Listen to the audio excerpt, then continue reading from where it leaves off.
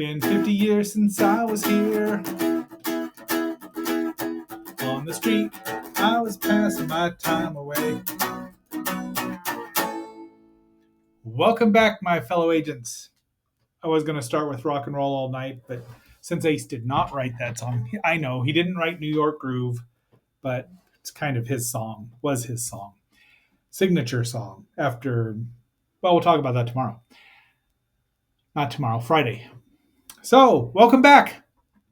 It is I, X7, your host of Zenorama, the podcast of heroes and monsters, and also your wannabe rock star. Today we are going to be talking about the Kiss Marvel Super Special #1 from 1977. And that's what made me a Kiss fan because, as I said earlier in a previous short episode, if Kiss was good enough for Marvel Comics, they were good enough for me. So, before we get too much further into it, please like, share, subscribe, leave me a comment. Let me know what you think about this comic book, the band, Ace, if you had any influence on you, all that fun stuff. Just drop me a line. And now, having said all that, let's rock and roll all night and party every day.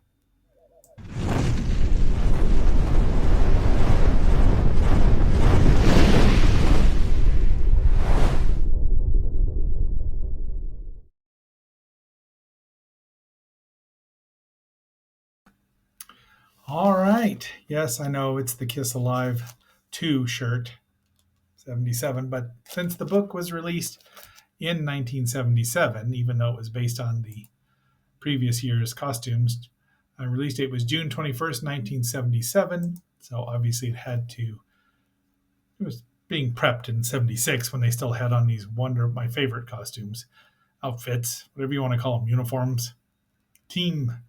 But look at that. They look like a superhero team. A really bizarre one, wearing giant boots that are not at all practical. But other than that, they look great.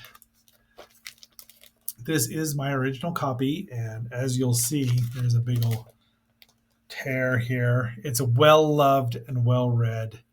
The sequel from 77, from a couple years later, #5, is not nearly as well read because I didn't like the story as much. It's good, it's just not as good. So there we go. And I'm not taking it back out because I haven't taken it out in probably 15 years, simply because it is well read and falling apart. And I don't want it to fall apart even more. So this is what you see, and you don't get me to see me open it. Okay. All right. So let's talk about the comic book.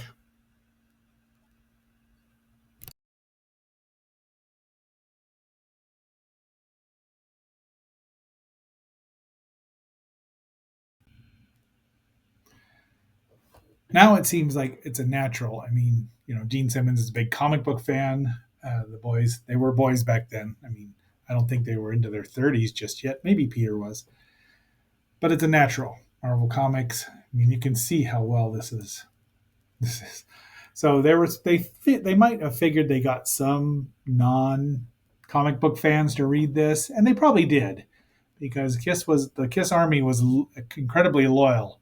I mean, this was released in mid-77, and there's your credits there. They've got a bunch of other fun stuff in here, including the old blood on the plates rumor of Kiss putting their own blood into the comic book.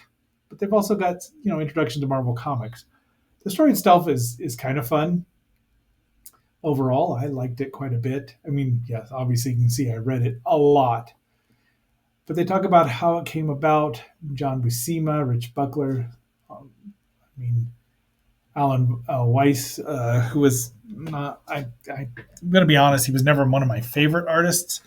And this is probably the first time I ever heard of him. I do love the cover, which was by Weiss and cover artist Alan Weiss and Gray Morrow.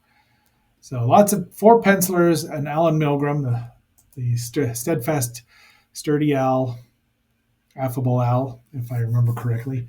Marie Severin colored it. John Costanza and Irv Watanabe, not Irving Forbush. And then Archie Goodwin edited it. So, and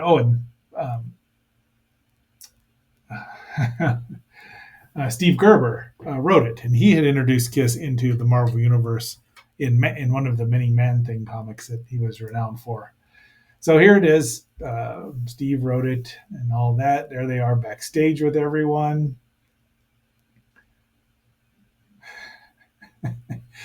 Paul was probably not a big comic book fan, but Gene was obviously, and just a horror fan. There's the Destroyer cover that the album, the costume they're based on. Yes. And then we start. We get a brief history of Doctor Doom, which apparently this adds some to, and yet uh, never has followed up on. I don't know why. I guess because Dizzy was created for the comic book. I don't know. We'll get into it. So we see a couple of kids, adolescents, into accountancy. He's waving a Conan, Savage Sword of Conan comic book. Nice touch there, because why would Conan actually exist in the Marvel universe, even though he sort of does, at least in one of the what ifs. But then he threw his comic book away, which I don't think Gene Simmons would ever have done. So he's with Paul, naturally. And then they see Dizzy beating up a bunch of people, a blind man. And somehow he realizes that there we go. And this is an inside destroyer. So Steve's a fan, obviously. And hither cometh that. Yeah, I've said that a lot. Run for your life. So they run right to where Peter and Ace are. Ace is playing pinball, and Peter's got drumsticks. Look at how young they make them. And they were not, I mean, even if they were supposed to be 17, 18, 19 teenagers, in real life, they weren't really that much old. But the one thing they get down is Ace calling people curly and being waxing philosophic. And the boys run into that. And then that's Fringe right there, I guess, because of what it's there. So it's kind of funny. I mean, there's a lot of humor in here because there has to be. And then now here we get the talismans. The first time we see the talismans, which are old dolls except for Paul, who gets the star. In the next one, they would make them a better looking actual talismans, which the movie Kiss Meets the Phantom of the Park, aka Attack of the Phantoms, would adapt wholesale. Sadly, the movie's not nearly as good as either of the comic books, but then find me a movie that's as good as a comic book. Well, you probably can. I thought he called him a Godzilla, but he called him a bulldozer and a dinosaur. So Peter, we see Gene breathing fire right away and, being a hothead. He's a cross between the Human Torch and the Thing here. Peter is the silent one, the deadly one. And Paul, you get to see Paul's laser beam from his eyeball. And then Curly, Ace just uses something. Ace's powers are so vaguely defined that he's probably nearly omnipotent. And he figures it out with his thumb. And Dr. Doom kills old Fringe right then and there. Not all laughters and smiles. So now they don't know what's going on. Geez, Paul, I hope he doesn't get too cold in that thing. But out comes Doom with an entourage of beautiful women. And he wants the box of Kiss. His mother's death, so this is for people who didn't know of Doom's backstory, which still is probably being filled in to this day, changed and retconned and everything. And so Dizzy the Hun. And this is Dizzy. Dizzy only appeared in these two comic books, Marvel Super Special 1, Marvel Super Special 5. And since, we'll find out that he trained Doom's mother in the mystic arts. But there you go. So they're spoiling for a fight. They realize the women are robots. And now they find out that Gene can fly. Heavens, he can fly. Let's see. Ace to the double digits. Jersey City or beyond. Way beyond. I love this shot though. There they go, floating through somewhere, the void. They went into the void. And while they're that, there's old JJJ. He's yelling at Parker to get some pictures. So we get a spider. Here's our cameos for the show. For the show, yes. For the comic book, Spider-Man, the Fantastic Four. Sue sounds like an old biddy. And Johnny would have probably been into him. And then, and even Ben's like, speak for yourself. So they call the Avengers, and we see my favorite lineup iteration of the Avengers there. You'd think Thor would have had some kind of feeling, but he's like Doctor Strange, who keeps tabs on all things mystical, which we would see in the Marvel Cinematic Universe. So, all right, but if you blink, you'd forget that Yellow Jacket was a defender for I don't know a minute, as was Hawkeye. And there, so obviously, Steven knows Dizzy, and watching them through dimensional space. And so we see this iteration of the Defenders minus the Hellcat, who probably hasn't joined yet, and minus the Silver Surfer, who knows? I mean, look, and the Submariner is not there, and Daredevil is, which that is of course the Red Guardian. Second one, don't know if she's related to the first one, but she had some other powers. So, and now we go, that's the end of part one. Does that say end of part one? The story only runs 40 pages. So they have other things, a Cream magazine advertisement, and they were big on Kiss back then, obviously, using them to promote lots of stuff. And then by the 80s, they turned on Kiss. But, everything is cyclical, right? So then we get the story about the blood on the plates. There they are. They had to dress up, put on makeup and costumes and everything to have their blood drawn. That's commitment to a part. Good on them. Here's an ad for Air Latveria. We get you there. Getting back is up to you. So I don't know that I realized this was a fake ad at first. The plane is upside down. And now somebody, we won't mention any names, colored in here for the Hit Parader. I have couple of copies of Hit Parader. It was far more serious than Cream, so it appealed to me less. The one thing I did like was that it had lyrics. They'd print lyrics, stay on top of the music of the 70s with Hit Parader. The 70s were a hairier time, weren't they, Eric? There's Freddie. Oh my gosh, look how young he was. $14. $14. I can't believe I thought about subscribing. I should have subscribed to Cream magazine back then. Anyway, so then you get a complete kayfabe Kiss history. And this was their albums up to the release of it before this. So 11/1/76, Rock and Roll Over, their singles. And, Come On and Love Me. There's Beth and Hard Luck Woman, Dr. Love. So I like that. And now we get back into chapter 2, art by John Buscema here, which is, so this is supposed to be St. Peter, I would suppose. And Gene is just like, he blasts the cherubs, he blasts St. Peter, and then it turns out to be Mephisto, which is interesting because they were also in Ghost Rider. Satan himself was showing up, and then he wasn't. So now he's gone. Satan's not part of. Mephisto is the Dark Lord of the Depths, and his version of hell.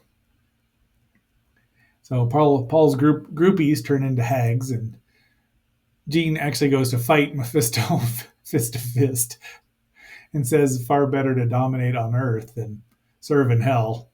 That's it, and he's not right, so that's hilarious. And Ace and Peter, of course, once again, these two are together, show up in a whole other place with furry people, cat people, and just all kinds of animal people there. Probably disco. Oh, look, they might be in Argo City though. And there he finds out this girl who or female who's got Mandu. Chris, Peter, Chris. I'm glad they didn't go with that joke. Big Leo's going to show up. Looks like they're from the High Evolutionaries place, which would not surprise me that this could be retconned into that. We probably never seen these people anymore either. Big Leo is big. Ace Trev, a force code. Geez, he can't do. He can do everything. So, I see Gene, Paul, and Vanilla. So off they go.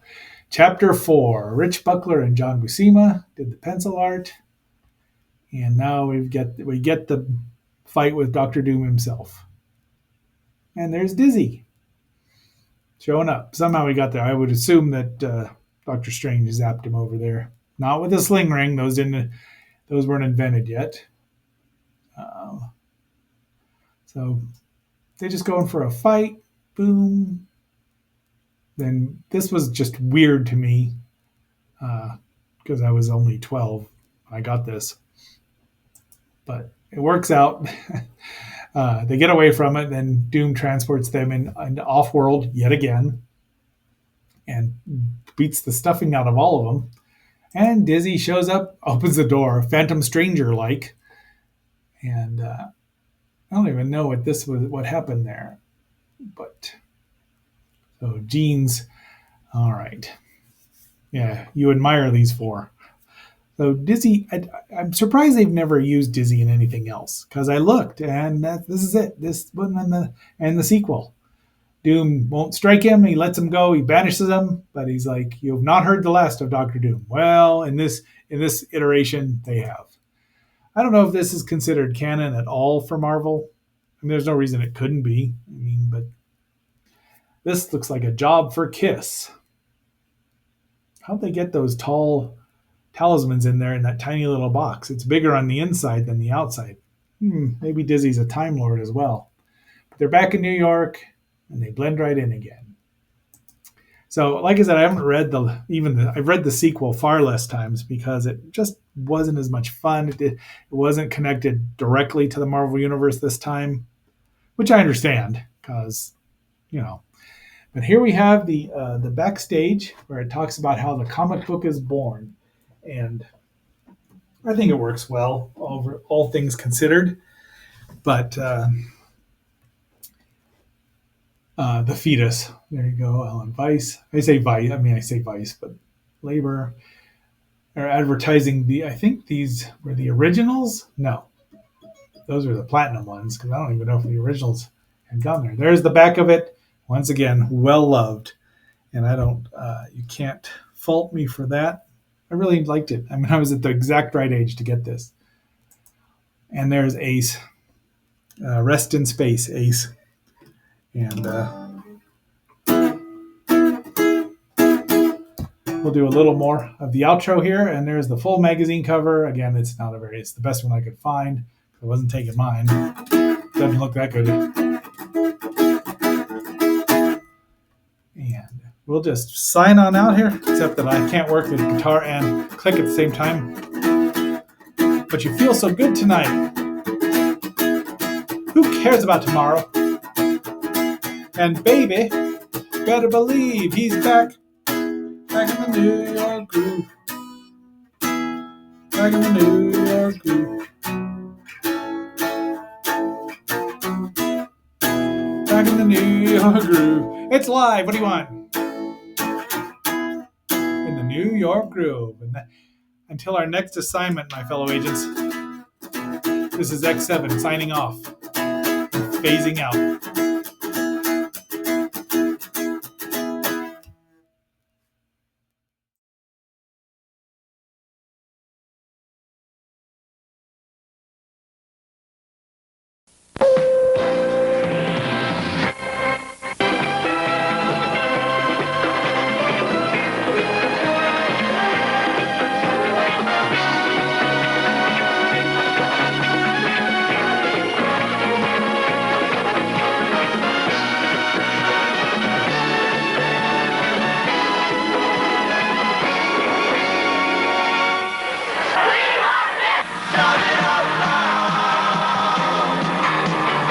destroy you. All of you. You kids will be my instrument. Ace is more like it.